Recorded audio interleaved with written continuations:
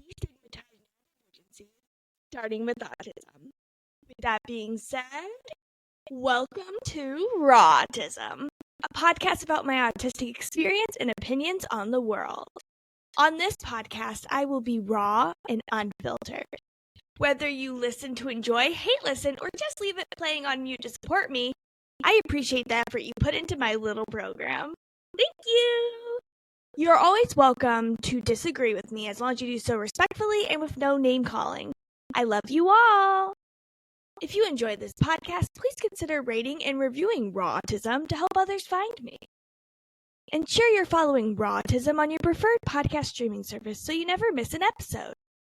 We post a new episode every Monday, but you never know when we'll throw in a special treat during the week.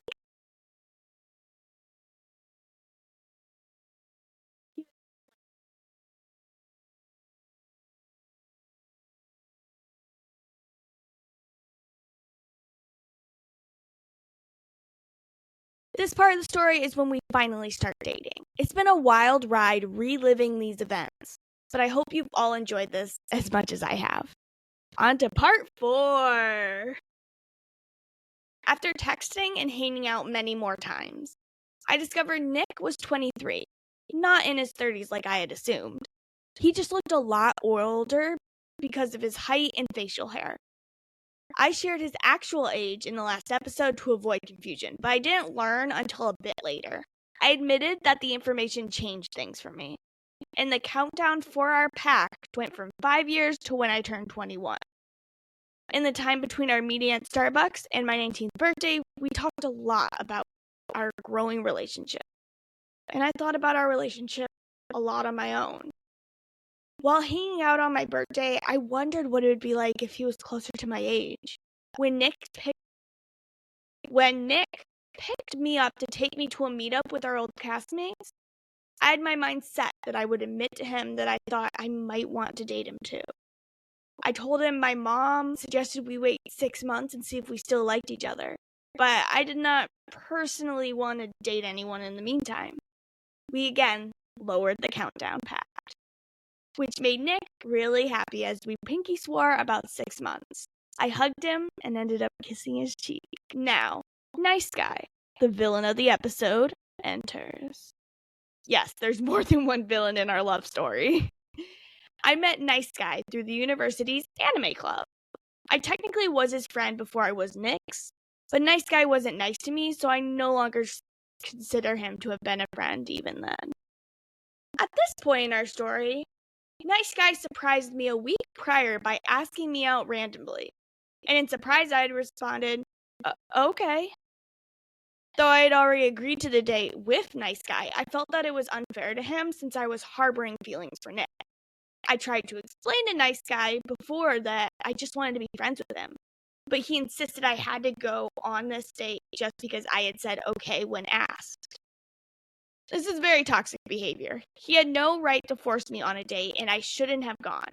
I just want to put that out there. After ensuring Nick was okay with the situation I was stuck in, I decided to honor the date. The date ended with Nice Guy accusing me of teasing him when I reaffirmed that I only wanted to be friends. This caused a lot of drama, but most of our mutual friends sided with me since there was proof that I was honest about wanting to just be friends and had warned him several times prior to the date. The picture for this episode was taken at an ice cream place. Nick and I had already planned to get ice cream that same night since I had been out of town on his birthday the day before. As we walked back to his car from getting ice cream, I felt the urge to tell Nick how I once told X from last episode my favorite pickup line, which is, "My hands are cold. Can I borrow yours?" X had said, "Why don't you just ask to hold my hand?" Smiled, then walked away. Nick agreed that it was easier to simply ask, then said that I could also just and grab my hand. Since he drives with his left hand anyway, we held hands all the way back to his house. We hung out at his house with his roommates, and the one who's in our wedding party kept making sly comments about whether we were dating, teasing Nick about being my boyfriend.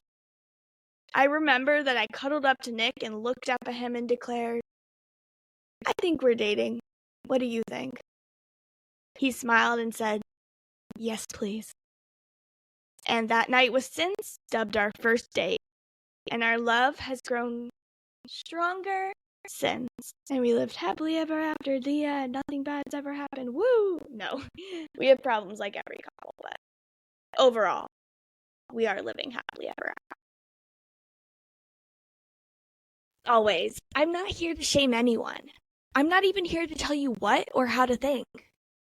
I'm here to share the autistic experience with you from someone who is studying for their graduate certification in autism spectrum disorder, someone who, for the first 22 years of their life, was under the impression that they were allistic, and as somebody who since September 30th, 2022, has finally found their place in the world.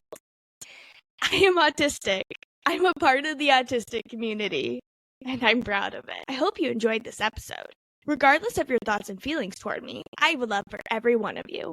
You are wanted by many, you are loved by many, and so many want you to stay in this world. I am one of these manys and always will be.